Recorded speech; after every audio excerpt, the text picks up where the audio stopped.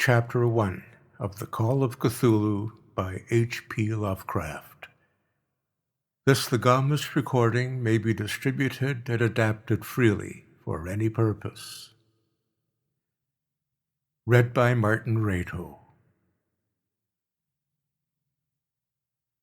Of such great powers or beings there may be conceivably a survival of a hugely remote period when consciousness was manifested perhaps in shapes and forms long since withdrawn before the tide of advancing humanity, forms of which poetry and legend alone have caught a flying memory and called them gods, monsters, mythical beings of all sorts and kinds.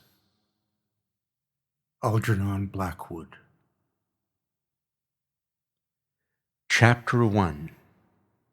The Horror in Clay. The most merciful thing in the world, I think, is the inability of the human mind to correlate all its contents.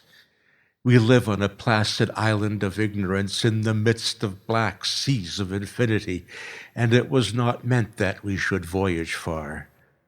The sciences, each straining in its own direction, have hitherto harmed us little, but some day the piecing together of dissociated knowledge will open up such terrifying vistas of reality and of our frightful position therein that we shall either go mad from the revelation or flee from the light into the peace and safety of a new dark age. Theosophists have guessed at the awesome grandeur of the cosmic cycle wherein our world and human race form transient incidents. They have hinted at strange survivals in terms which would freeze the blood if not masked by bland optimism. But it is not from them that there came the single glimpse of forbidden aeons which chills me when I think of it and maddens me when I dream of it. That glimpse, like all dead glimpses of truth, flashed out from an accidental piecing together of separated things, in this case an old newspaper item and the notes of a dead professor. I hope that no one else will accomplish this piecing out. Certainly, if I live, I shall never knowingly supply a link in so hideous a chain.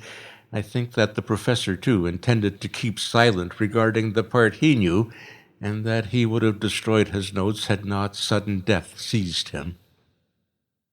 My knowledge of the thing began in the winter of 1926-27, with the death of my great-uncle, George Gamel Angell, Professor Emeritus of Semitic Languages at Brown University, Providence, Rhode Island. Professor Angell was widely known as an authority on ancient inscriptions and had frequently been resorted to by the heads of prominent museums, so that his passing at the age of 92 may be recalled by many. Locally, interest was intensified by the obscurity of the cause of death. The professor had been stricken whilst returning from the Newport boat, falling suddenly, as witnesses said, after having been jostled by a nautical-looking Negro who had come from one of the queer dark courts on the precipitous hillside which formed a shortcut from the waterfront to the deceased's home in William Street. Physicians were unable to find any visible disorder, but concluded after perplexed debate that some obscure lesion of the heart, induced by the brisk ascent of so steep a hill by so elderly a man, was responsible for the end. At the time I saw no reason to dissent from this dictum, but latterly I am inclined to wonder, and more than wonder. As my great-uncle's heir and executor, for he died a childless widower, I was expected to go over his papers with some thoroughness, and for that purpose moved his entire set of files and boxes to my quarters in Boston.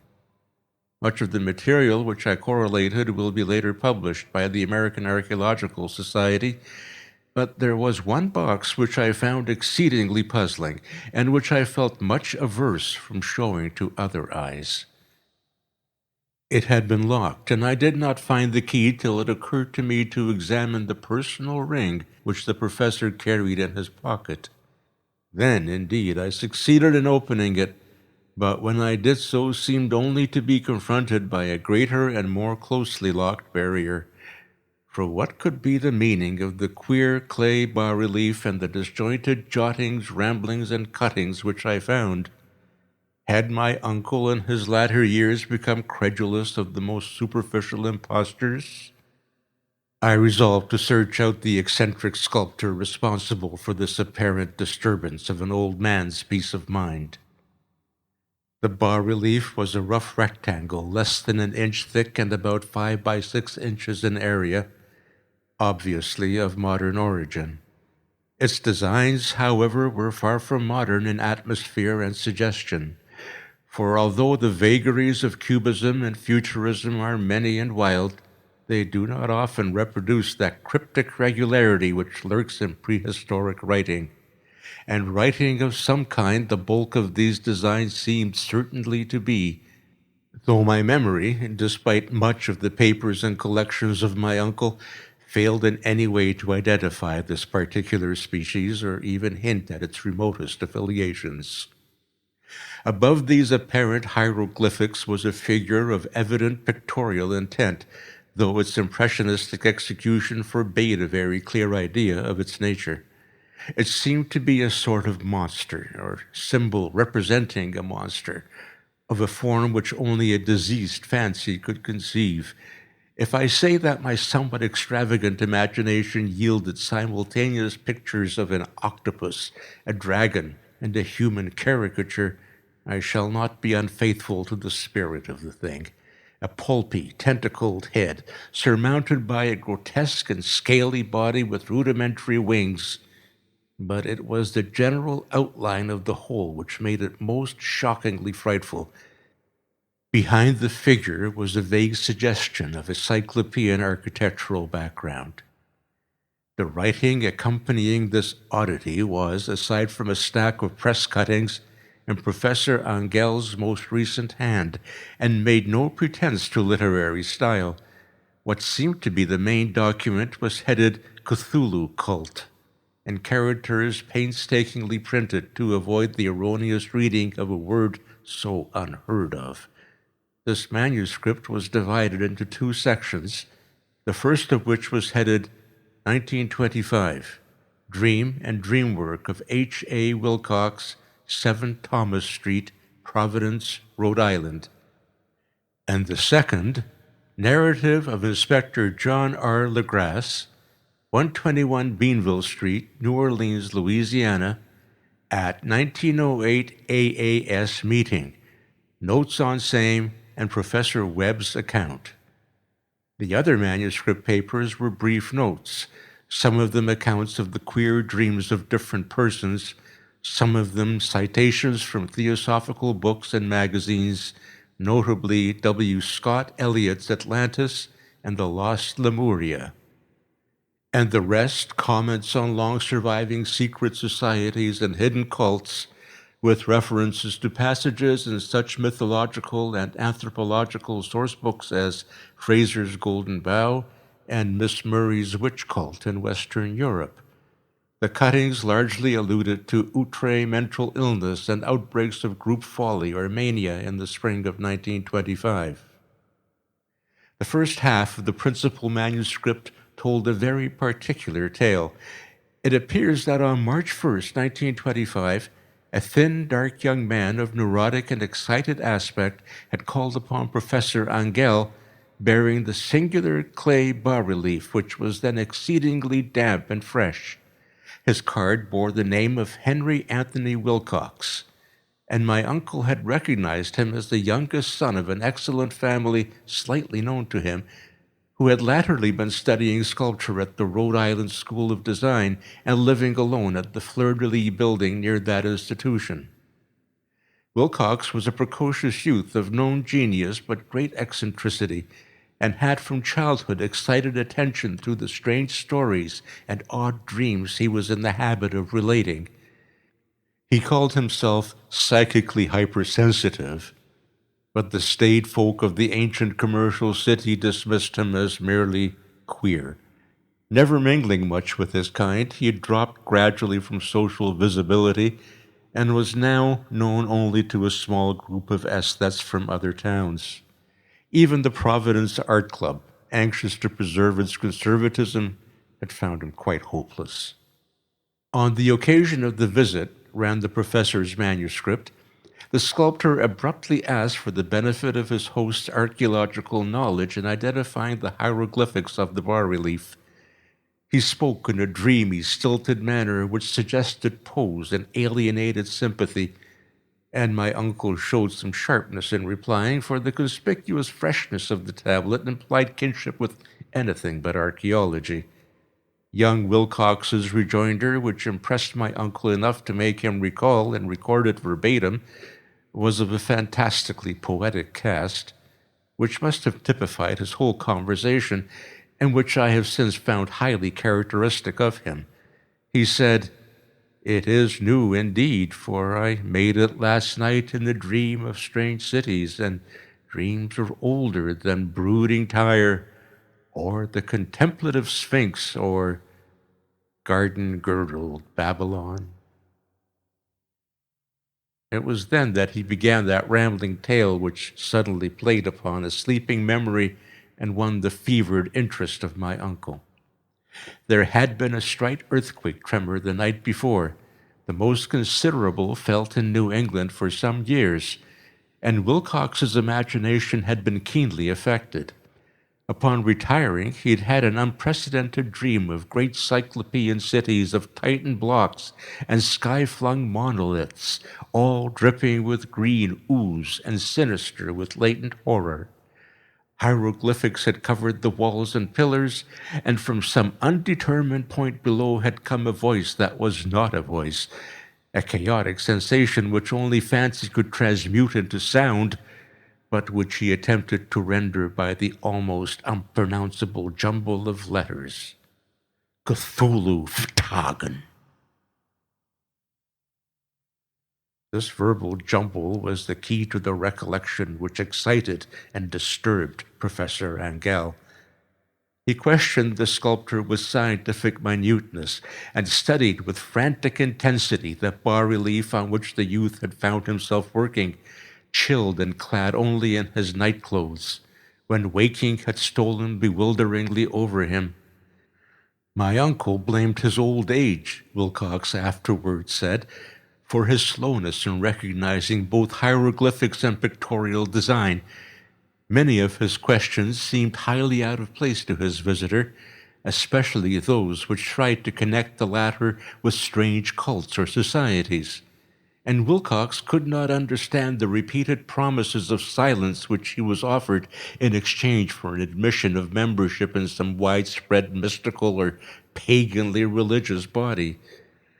When Professor Angell became convinced that the sculptor was indeed ignorant of any cult or system of cryptic lore, he besieged his visitor with demands for future reports of dreams. This bore regular fruit, for after the first interview, the manuscript records daily calls of the young man, during which he related startling fragments of nocturnal imaginary, whose burden was always some terrible cyclopean vista of dark and dripping stone, with a subterranean voice or intelligence shouting monotonously in enigmatical sense impacts, uninscribable save as gibberish. The two sounds frequently repeated are those rendered by the letters Cthulhu and Relia. On March 23rd, the manuscript continued, Wilcox failed to appear, and inquiries at his quarters revealed that he'd been stricken with an obscure sort of fever and taken to the home of his family in Waterman Street. He had cried out in the night, arousing several other artists in the building, and had manifested since then only alternations of unconsciousness and delirium. My uncle at once telephoned the family, and from that time forward kept close watch of the case, calling often at the Thayer Street office of Dr. Toby, whom he learned to be in charge. The youth's febrile mind apparently was dwelling on strange things, and the doctor shuddered now and then as he spoke of them. They included not only a repetition of what he'd formerly dreamed, but touched wildly on a gigantic thing, miles high, which walked or lumbered about. He at no time fully described this object, but occasional frantic words, as repeated by Dr. Toby, convinced the professor that it must be identical with the nameless monstrosity he sought to depict in his dream sculpture.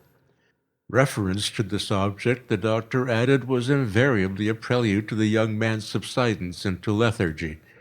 His temperature, oddly enough, was not greatly above normal, but the whole condition was otherwise such as to suggest true fever rather than mental disorder. On April 2nd, at about 3 p.m., every trace of Wilcox's malady suddenly ceased. He sat upright in bed, astonished to find himself at home and completely ignorant of what had happened in dream or reality since the night of March 22nd. Pronounced well by his physician, he returned to his quarters in 3 days, but to Professor Angell he was of no further assistance.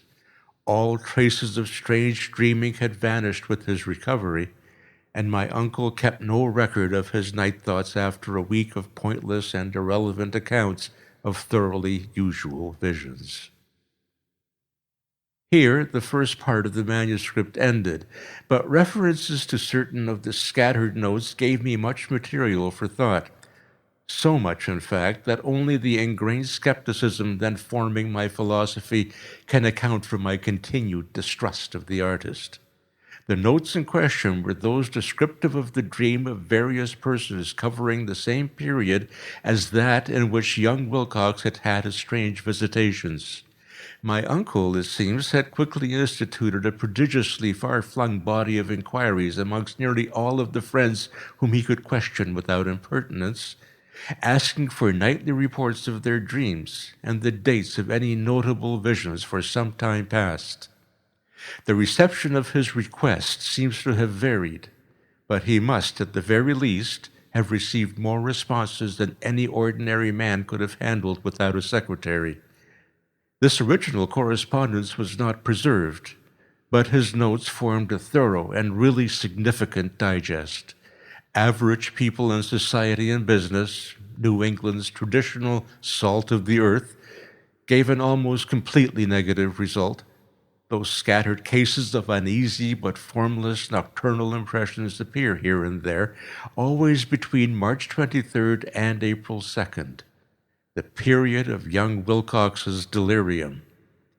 Scientific men were little more affected, though 4 cases of vague descriptions suggest fugitive glimpses of strange landscapes, and in one case there is mentioned a dread of something abnormal. It was from the artists and poets that the pertinent answers came, and I know that panic would have broken loose had they been able to compare notes. As it was, lacking their original letters, I half suspected the compiler of having asked leading questions, or of having edited the correspondence in corroboration of what he had latently resolved to see. That is why I continued to feel that Wilcox, somehow cognizant of the old data which my uncle had possessed, had been imposing on the veteran scientist. These responses from aesthetes told disturbing tales. From February 28th to April 2nd, a large proportion of them had dreamed very bizarre things, the intensity of the dreams being immeasurably the stronger during the period of the sculptor's delirium. Over a fourth of those who reported anything reported scenes and half-sounds not unlike those which Wilcox had described, and some of the dreamers confessed acute fear of the gigantic, nameless thing visible toward the last. One case, which the note describes with emphasis, was very sad. The subject, a widely known architect with leanings toward theosophy and occultism, went violently insane on the date of young Wilcox's seizure and expired several months later after incessant screaming to be saved from some escaped denizen of hell. Had my uncle referred to these cases by name instead of merely by number, I should have attempted some corroboration and personal investigation, but as it was, I succeeded in tracing down only a few. All of these, however, bore out the notes in full. I have often wondered if all the objects of the professor's questioning felt as puzzled as did this fraction. It is well that no explanation shall ever reach them. The press cuttings, as I have intimated, touched on cases of panic, mania, and eccentricity during the given period. Professor Angell must have employed a cutting bureau, for the number of extracts was tremendous, and the sources scattered throughout the globe. Here was a nocturnal suicide in London, where a lone sleeper had leaped from a window after a shocking cry. Here, likewise, a rambling letter to the editor of a paper in South America, where a fanatic deduces a dire future from visions he has seen. A dispatch from California describes a theosophist colony as donning white robes en masse for some glorious fulfillment which never arrives, whilst items from India speak guardedly of serious native unrest toward the end of March 22nd, 23rd. The west of Ireland, too, is full of wild rumor and legendry, and a fantastic painter named Ardois Bonneau hangs a blasphemous dream landscape in the Paris Spring Salon of 1926. And so numerous are the recorded troubles in insane asylums that only a miracle can have stopped the medical fraternity from noting strange parallelisms and drawing mystified conclusions. A weird bunch of cuttings, all told, and I can at this stage scarcely envisage the callous rationalism with which I set them aside.